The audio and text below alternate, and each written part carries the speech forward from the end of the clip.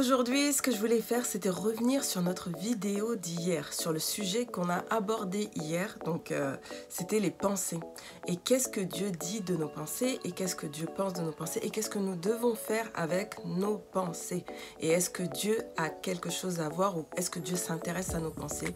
On a découvert hier, bien sûr que oui, Dieu s'intéresse à nos pensées.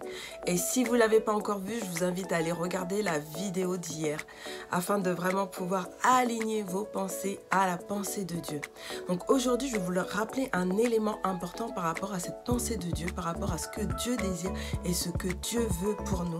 Et on va aller regarder ça dans Jean 10, 10. Je sais que tout le monde connaît ce passage, mais je veux qu'on jette un œil sur ce passage ensemble. Donc Jean 10, 10 nous dit ceci. Le voleur ne vient que pour dérober, égorger et détruire. Moi, je suis venu afin que les brebis aient la vie et qu'elle l'ait même en abondance. Je suis le bon berger. Le bon berger donne sa vie pour ses brebis. Mais le mercenaire, qui n'est pas le berger et à qui n'appartiennent pas les brebis, voit venir le loup, abandonne les brebis et prend la fuite. Et le loup les ravit et les disperse. Le mercenaire s'enfuit parce qu'il est mercenaire et qu'il ne se met point en peine des brebis. Je suis le bon berger, je connais mes brebis et elles me connaissent comme le Père me connaît et comme je connais le Père. Et je donne ma vie pour mes brebis. Voilà ce que le Seigneur a fait pour nous. Je sais que tout le monde connaît ce passage. On connaît tous ce passage, mais après on a plus ou moins de la facilité à réaliser ce que ce passage veut dire. Jésus dit que lui, il est le bon berger et que lui donne sa vie pour ses brebis. Et il la donne et afin que ses brebis vivent une vie d'abondance. Lui, il dit, moi je donne ma vie pour mes brebis. Le mercenaire, lui, ce qu'il fait, il va s'enfuir, il va disperser le troupeau et il va partir.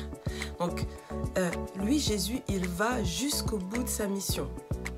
Le Père lui a donné une mission, tu viens sur terre, tu vas montrer l'exemple, tu vas montrer ce qu'est la foi, tu vas marcher selon mes principes, tu vas marcher dans l'amour, tu vas marcher dans la sainteté et ensuite tu vas mourir pour les hommes, pour leur humanité, pour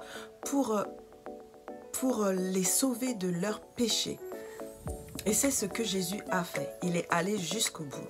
Ensuite, Dieu le Père, comme ça a été annoncé dans Ésaïe et d'autres passages, ils ont annoncé en fait que Jésus ressusciterait. Et Jésus est ressuscité. Tout comme il l'avait dit lorsqu'il était sur terre, que dans 3 jours, il rebâtirait en fait ce temple. Et de la même façon, Jésus, au bout de 3 jours, est ressuscité. Christ est notre Pâque. Il est ressuscité, mais au travers de sa mort et de sa résurrection, Dieu nous accorde une vie d'abondance. Jésus nous a donné au travers de sa mort, de sa résurrection, de son sacrifice, une vie d'abondance. C'est vraiment ce qu'il désire pour nous.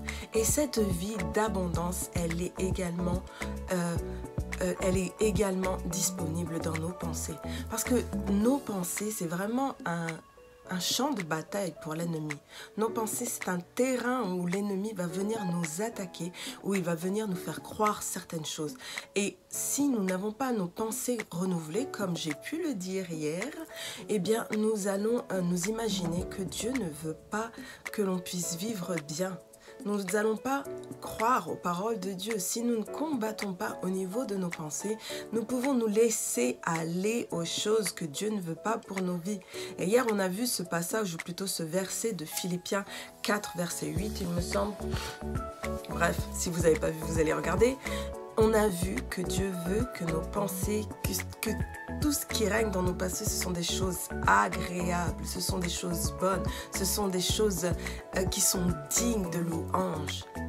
Pourquoi? Tout simplement afin de nous établir dans cette vie, afin que nous sachions qui est notre Dieu, que nous sachions que ce que Dieu désire pour nous, c'est des bonnes choses. Et nous devons avancer avec cette pensée-là. Donc réellement, le bon berger, lui, il est venu pour faire quoi? Pour donner sa vie pour ses brebis et pour qu'elles aient une vie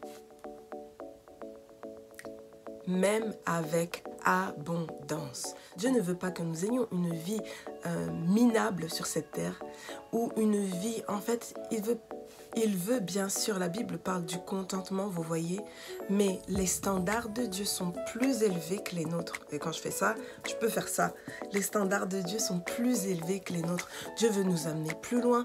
Dieu veut que nous puissions croire plus loin, que nos regards soient plongés, que nos regards soient propulsés vers l'avant. Dieu veut plus pour nous, pour un chacun d'entre nous.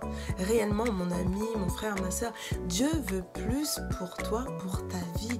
Espère plus, crois plus, attends-toi à plus, rêve plus. Dieu veut plus pour toi et il veut plus pour ta vie.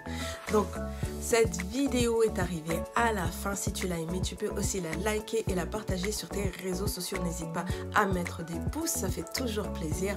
À me laisser un commentaire en barre d'infos auquel je pourrai répondre s'il s'agit d'une question, mais je suis toujours contente de recevoir vos messages. Vous êtes bénis, vous êtes choisis et destinés à une vie d'abondance. On se dit à très bientôt.